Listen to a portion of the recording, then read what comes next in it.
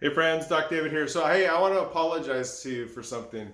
I had a friend watch one of my videos, and he said to me, "Why are you doing videos in portrait? You should be doing them in landscape."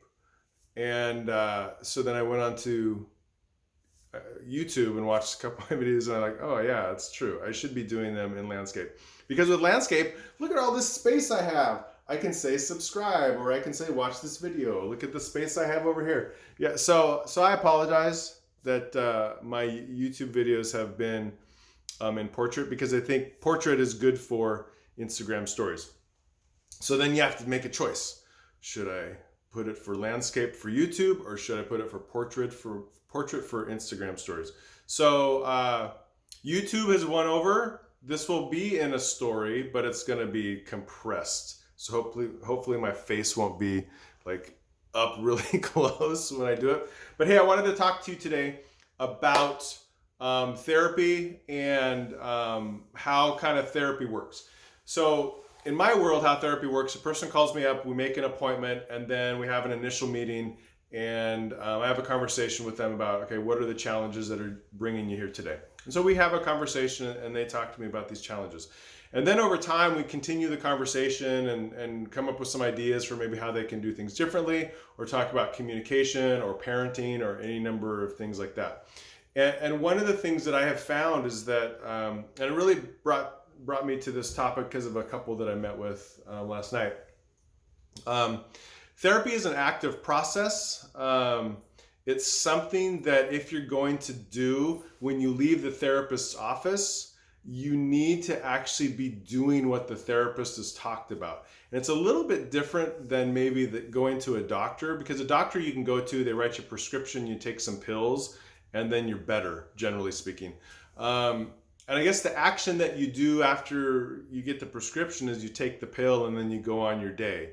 A therapist's office is a little bit different. A lot of times I think people come to therapy and then they leave and they feel maybe better because they were able to talk about stuff, but they don't sometimes they don't incorporate what they talked about in therapy out into the real world. And so I likened it last night to just sitting in a chair, just very still and hoping that something changes. Okay, I went to therapy. Okay, things are going to change now. Things are going to change. And then nothing changes. And the idea is that when you go to therapy and you talk to your therapist, counselor, psychologist, whatever, the goal is the things that you talk about in session, like maybe how when you get into an argument with your spouse, how emotionally you become a 14-year-old young man again, or emotionally you become a 14-year-old woman. The goal is to leave therapy, think about that, and think, do I want, for example, to continue feeling like an emotional 14-year-old, even though I'm a 36-year-old man? Hopefully the answer is no. And so if the answer is no, then you need to start thinking, okay, what are some things I can do differently in my life? Maybe I can start interacting with a coworker differently. Maybe I can go and talk to my parent and forgive them for things. Or maybe I can take a step back when I'm in an argument with my wife and think, okay, what can I do differently here? Therapy is great, but when you leave therapy, you need to be doing the things that you talked about in therapy. Perfect example, I often will give couples a fighting rules sheet. And so this sheet gives like 10 or 12 things to do when you're in a fight. And I tell my couples that I work with, hey, go put this somewhere where you can see it. And a lot of times I'll reconnect with that couple a couple weeks later and say, hey, where's that sheet that I gave you?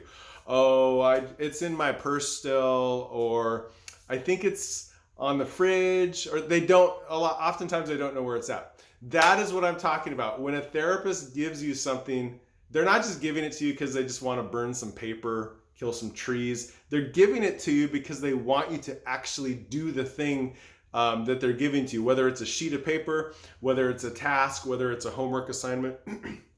So if you are actively seeing a therapist, counselor, all of the above, social worker, whatever it is, if you're actually seeing one of those helping professionals, I would really encourage you to have a good conversation with them and let them know if you're actually doing the things that you've talked about, or if you're just kind of leaving the therapy office and not doing the things that they've talked to you about.